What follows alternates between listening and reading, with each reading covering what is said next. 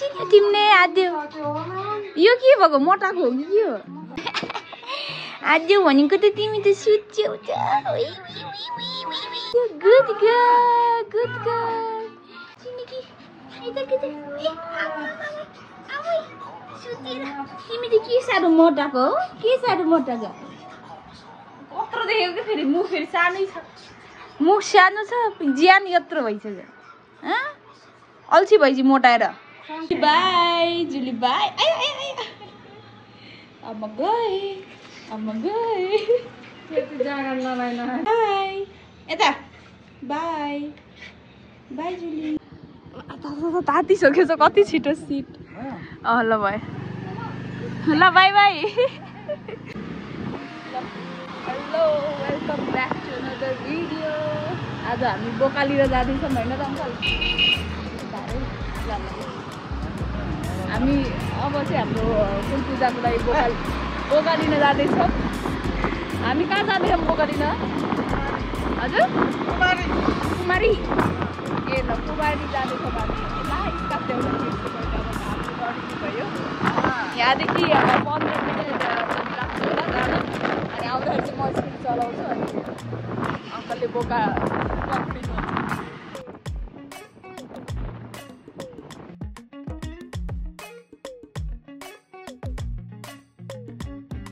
हाम्रो मणिग्राम चोकबाट चाहिँ हामी सिधै जानुपर्ने रहेछ मैले स्टाफ ल्याउनु बिर्सेँ अब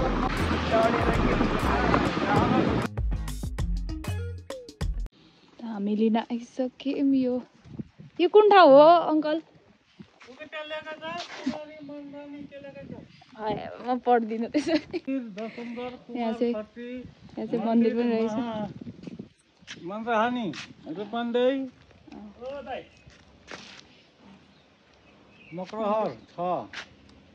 मकहर कुमारी मकहर भन्ने यो हेलमेट त अस्ति पसिना रहेछ नि त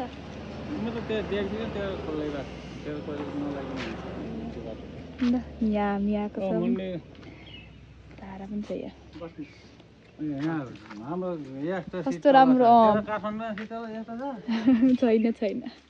काठमाडौँमा बिहान 7:30 छ नि फेरि यहाँ जस्तो त पोल्ने त छैन कस्तो मजाको वहाँ पनि बाटोमा त फ्रीमा पाइहाल्छ हो मजाको शीतल त्यस्तो गर्मी छैन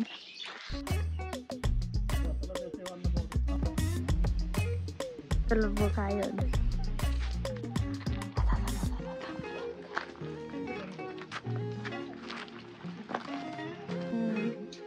बस्ने ठाउँ यहाँ गराइदिनु होला पानी पर्दा त्यही भएर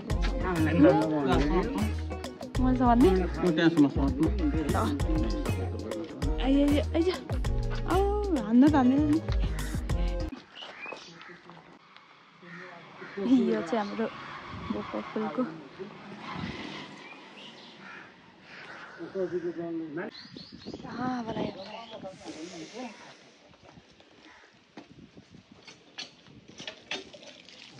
ल हामीले चाहिँ अब बोका लिइसक्यो यसलाई चाहिँ फुलको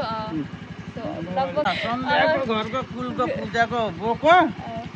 18,250 घर जाने सवारी गर्मी छ 12 बजेपछि ल डाइभर्ट घरमा आयो बोकाले रायमा हामीले बल्ल बल्ल होइन त अङ्कल आयो यत्रो रहेछ यसको कपाल चाहिँ अङ्कलले चाहिँ मेरो जस्तै छ अरे त्यही भन्दै हुनुहुन्छ जिस्काउँदै हुन्छ आयो यस्तो गर्मी यो 12 बजेको 1 बजेको घाममा हामी ला मम्मीहरू चाहिँ चोकतिर हुनुहुन्थ्यो त्यतातिर मार्केट चाहिँ यस्तो 12-1 बजेको घाममा भर्खरै हामी यहाँ थियौँ स्कुटीबाट गर्मी भयो अब पानी पनि खान पाएको छैन सो यतातिर के गर्दै हुनुहुन्छ सायद दिदीहरू आउनुभयो होला जाम है त आज त्यता के हुँदैछ हाम्रो डाइबिटी चोकको यस्तो घाम छ यहाँ यस्तो घाम छ घामले त म यी कलर चेन्ज भइसक्यो खुट्टा पनि यति पोलेछ स्कार्फ लैजान नि बिर्सेँ के छ हालत कम ब्याक डे 2 ल हामी आइसक्यौँ अब हाम्रो के काम थियो हेर छाता पनि भाँच्यो र यस्तो भइसक्यो यहाँको घाम यस्तो देख्न सक्नुहुन्छ पुरै धुलो र मात्रै साता सुत्दा यस्तो भइसक्यो घामले सेक्नै सकेन खुट्टा यस्तो अघि त पानी हालेर पोल्दै जस्तो भएको ल है ल 2 बजेको घाममा एउटा हावा पत्ता हल्ने यहाँ आँप चाहिँ कस्तो दामी देखेको आँप खायो भने त मरिन्छ अब हैजामा आफ्नो साधन नभएपछि चाहिँ यस्तो साह्रो हुन्छ स्कुटीमा भयो कि कमसे कम खुट्टा पोलेर यस्तो खुट्टा पनि रातो भएछ यस्तो पोल्यो कस्तो शीतल भयो बल्ल ला बिचरा मान्छे देखेँ बित्तिकै चुप्प लागेर मान्छे देखेपछि चुप्प लाग्यो बिचरा हेलो गाइस बुटोलको गर्मी हेर्नु बुटोलको गर्मी यसरी पानी छम्किनु पर्छ छुट्याएको यहाँ कालो अब त जडेर मेरो बबी के भयो कहाँ आएको तिमी किन हेरेको त्यस्तै फेरि बाई बाई भनेको आयो तिमी फेरि बाई आदेऊ गुड खै आदेऊ गुड यहाँ दिने होला र हातमा उठाएर मात्रै हुन्छ हात देऊ आदेऊ जुली हात देऊ अब चाहिँ हामी ठुलमम्मी घर जाँदैछौँ मासु लिएर अब हाम्रो मासु पार्टी हुँदैछ होइन त है भर्खरै चाहिँ हामी उता मासु छोडेर आयौँ अब चाहिँ हामी ठुलमम्मी घर गएर अनि मासु बनाएर आज साँझ चाहिँ खानेछौँ पार्टी हुँदैछ भनौँ न जाम अब सन्ध्या दिदी हो अनि तिमीले त मैले त तिमीलाई चिनेन नि त पछाडिबाट हेरेको त चिनेन नि त कति ठुली भइसक्छ तिमी त कतिमा पढ्छौ 1मा पढ्ने भइसक्यो ए त्यही त तिमी त कति ठुली भइछ म त चिन्नै नचिनेको पछाडिबाट त म त अरू कोही केटी होला भनेको नि त दिदीले त चिन्दै छोडी तिमी ठुली भयो भने अनि यत्रो महिना भयो अनि कहाँबाट चिन्छ त दिदीले त तिमीलाई त चिन्दै छोडी यस्तो गर्मी छ अनि के गर्छौ त तिमी दिनभर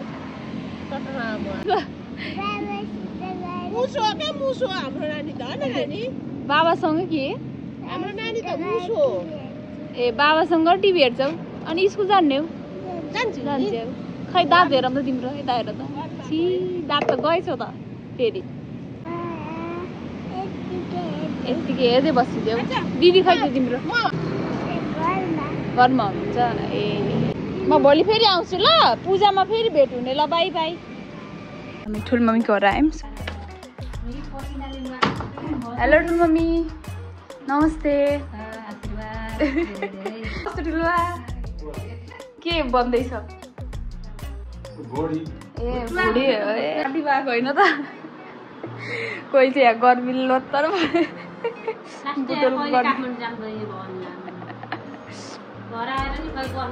अनि ल आजको कुकम्यान चाहिँ हाम्रो ठुलुवा हुनुहुन्छ होइन त ठुला के बनाउँदै हुनुहुन्छ ल भुटुवा पाक्दैछ अब म चाहिँ चाख्दैछु अब यहाँ बोसो त पाके जस्तो छैन है हेर्दाखेरि चाहिँ एउटा चाखेर हेरौँ फ्राई भएन